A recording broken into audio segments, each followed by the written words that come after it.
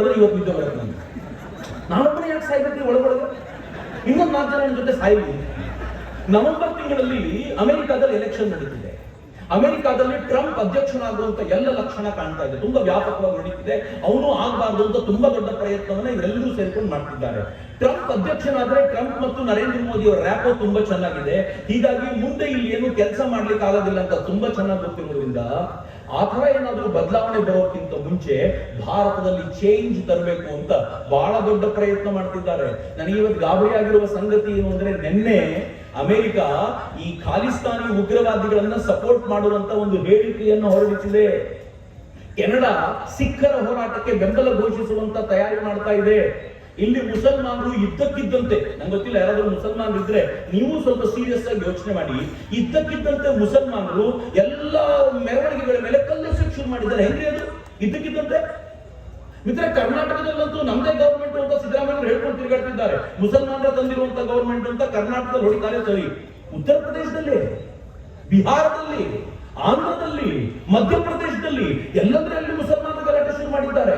ಎಲ್ಲಂದ್ರಲ್ಲಿ ಈ ದೇಶದ ರೈಲುಗಳನ್ನ ಹಳಿತಪ್ಪುವಂತೆ ಮಾಡುವಂತ ಪ್ರಯತ್ನ ಮಾಡಲಾಗ್ತಿದೆ. ನೀವು ಗಮನಿಸ್ತಿದ್ದೀರೋ ಇಲ್ಲೋ ಗೊತ್ತಿಲ್ಲ. ನಿನ್ನೆ ಕಾನ್ಪುರದಲ್ಲಿ, ಇನ್ಫ್ಯಾಕ್ಟ್ ಇವತ್ತು ಬೆಳಗ್ಗೆ ಬಂದಿರುವಂತ ಸುದ್ದಿ ಅದು. ನಾನು ಗಾಬರಿ ಆಯ್ತು ನೋಡಿ. ಏನಿಟ್ಟಿದ್ದಾರೆ ಗೊತ್ತಾ? ಚಿಕ್ಕ ಸಿಲಿಂಡರ್ ನ ರೈಲ್ವೆ ಹಳಿ ಮೇಲೆ ಇಟ್ಟಿದ್ದಾರೆ. ಆ ಸಿಲಿಂಡರ್ ಮೇಲೆ ಟ್ರೈನ್ ಪಾಸ್ ಆದ್ರೆ ಅದು ಬ್ಲಾಸ್ಟ್ ಆಗಲಿ ಅಂತ ಪ್ರಯತ್ನ. ಇದು ಮೊದಲನೇ ಕೇಸ್ ಅಲ್ಲ.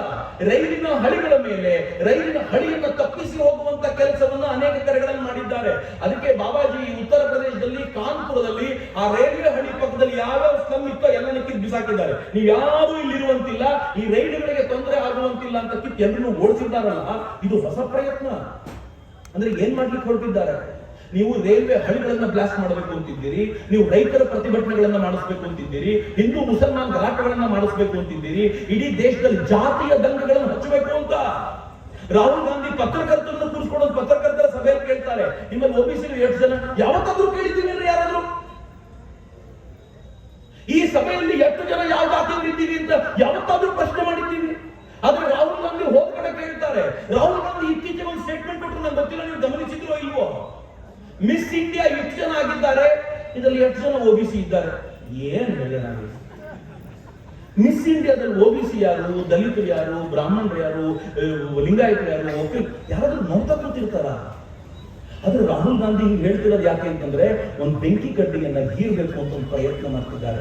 ಜಾತಿ ಜಾತಿಗಳ ನಡುವೆ ಕದನ, ಭಾಷೆಗಳ ನಡುವೆ ಕದನ, ಉತ್ತರ ಭಾರತ ದಕ್ಷಿಣ ಭಾರತ ಅಂತ ಕದನ, ಹಿಂದೂ ಮುಸಲ್ಮಾನರ ನಡುವೆ ಬೆಂಕಿ ಹಚ್ಚುವಂತ ಪ್ರಯತ್ನ, ರೈತರ ದಂಗೆಗಳನ್ನ ಮಾಡಿಸ್ಬೇಕು ಅಂತ, ಕೊನೆಗೆ ಮಹಿಳೆಯರನ್ನ ಎತ್ತಿ ಕಟ್ಟಬೇಕು ಅಂತ ಇಡೀ ದೇಶದಲ್ಲಿ ದಂಗೆಗಳನ್ನು ಉಂಟು ಮಾಡಿ ಹೇಗೆ ಈ ಕ್ಯಾಪಿಟಲ್ ಹಿಲ್ ಅಮೆರಿಕಾದ ಅಧ್ಯಕ್ಷರ ನಿವಾಸ ಸ್ಥಾನಕ್ಕೆ ನುಗ್ಗಿದ್ರೋ ಹಾಗೆ ಭಾರತದಲ್ಲೂ ನುಗ್ಗಿ ನರೇಂದ್ರ ಮೋದಿ ದೇಶ ಬಿಟ್ಟು ಓಡ ಹೋಗಬೇಕು ಅನ್ನೋ ತರದ ಪ್ರಯತ್ನವನ್ನು ಮಾಡ್ತಿದ್ದಾರಾ ಅಂತ ನನಗನ್ಸುತ್ತೆ.